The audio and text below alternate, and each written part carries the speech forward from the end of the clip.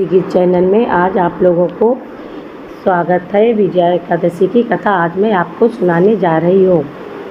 एक समय देवऋषि नारद ने जगत पिता ब्रह्मा जी से पूछा कि हे ब्रह्मा जी, आप मुझे फाल्गुन मास के कृष्ण पक्ष की विजया नामक एकादशी का व्रत विधान बतलाइए। ब्रह्मा जी बोले कि हे नारद, विजया एकादशी का व्रत प्राचीन तथा नए पापों को नष्ट करने वाला है। इस विजया एकादशी की विधि मैंने आज तक किसी से नहीं कही है। ये समस्त मनुष्यों को विजय प्रदान करती है। त्रेता युग में मर्यादा पुरुषोत्तम श्री रामचंद्र जी को जब 14 वर्ष के लिए वनवास हो गया था, तब वह श्री लक्ष्मण जी तथा माता जानकी सहित पंचवटी पर निवास करने लगे थे। उस जगह महापापी रावण ने सीता जी का हरण किया था। दुखद समाचार से श्री राम जी तथा लक्ष्मण जी अत्यंत व्याकुल हो उठे। सीता जी की खोज में चल दिए। घूमते घूमते वहां मरणासन जटायु के पास जा पहुँचे। जटायु भी सारा वृत्तांत सुनाकर स्वर्गलोक को चला गया।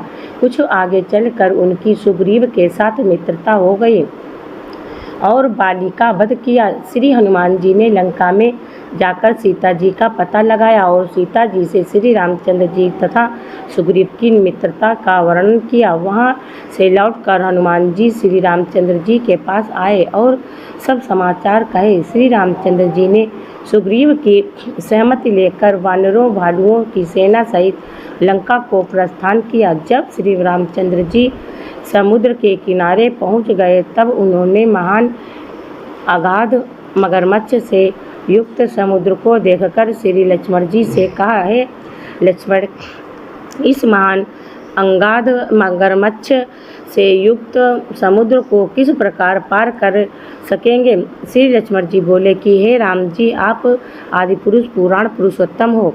यहाँ से करीब आधा योजन की दूरी पर कुमारी द्वीप में बकदालभ नामक के मुनि रहते हैं। उन्होंने अनेकों नाम के ब्रह्मा देखे हैं।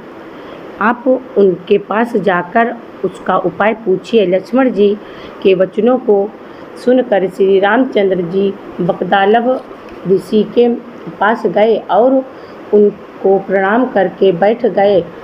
मुनि ने भी उनको मनुष्य का रूप धारण किए हुए पुरुष को पुरुषोत्तम समझा और उनसे पूछा, हे राम जी, आप कहाँ से पधारे हैं।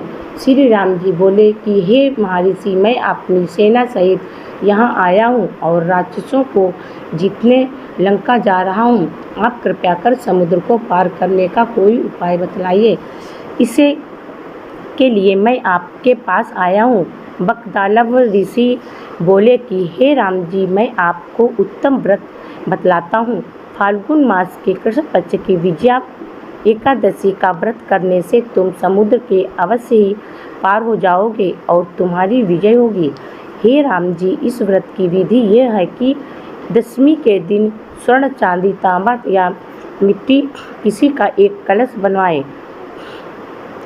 उस कलश को जल से भरकर तथा उस पर पंच पल्लव रखकर वेदिका पर स्थापित करें। उस कलश के नीचे सतंजा 7 अनाज मिले हुए और ऊपर जौ रखें। उस पर श्री नारायण भगवान की स्वर्ग की प्रतिमा स्थापित करें।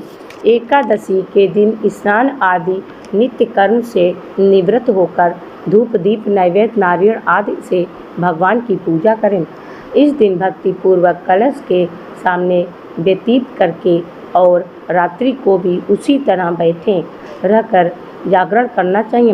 द्वादशी के दिन नदी या तालाब के किनारे स्नान आदि से निवृत्त होकर उस कलश को ब्रह्मांड को दान में दे देना चाहिए। हे राम, यदि तुम इस व्रत को सेनापतियों के साथ करोगे तो अवश्य ही विजय होगी।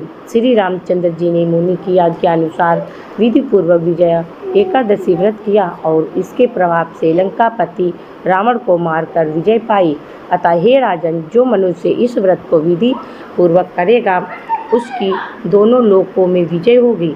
श्री ब्रह्मा जी ने नारद जी से कहा था कि हे पुत्र, जो इस व्रत का महात्म्य सुनता है उसको वाजपेय यज्ञ के फल की प्राप्ति होती है। जय एकादशी माता की जय। श्री कृष्ण।